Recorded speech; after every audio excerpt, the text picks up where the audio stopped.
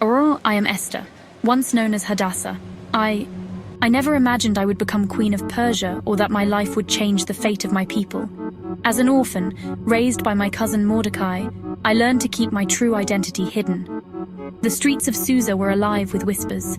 A new queen was to be chosen. When I was brought to the palace, the world I knew vanished in a haze of perfumes and silks. I was adrift in a sea of luxury and intrigue, far from the simple life I once knew. The other girls primped and preened, but I felt lost, unsure of my place in this grand game. Mordecai's words were my anchor. Do not reveal your nationality or family background. In this new world, I wondered who I truly was. Little did I know my greatest challenge was yet to come.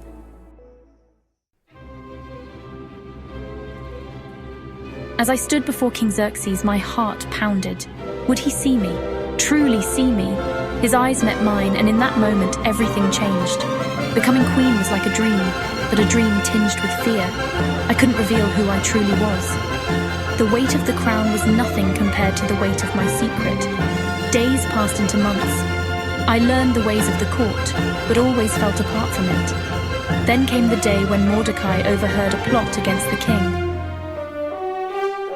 Through me, he warned Xerxes, the plotters were caught, but Mordecai's loyalty went unrewarded. Instead, the king elevated Haman, a man whose ambition was matched only by his cruelty. Haman's hatred for Mordecai, for all Jews, grew like a poisonous vine. And then came Haman's decree. My people, my family, condemned to death. The palace buzzed with the news, but I was frozen in horror. The weight of the situation settled upon me like a heavy cloak. Mordecai's message reached me, urgent and pleading. I had to act. His words echoed in my mind. Who knows but that you have come to your royal position for such a time as this? The weight of my people's fate pressed upon my heart. I had to choose, remain silent and safe, or risk everything to save my people. The law was clear. Approach the king uninvited and die.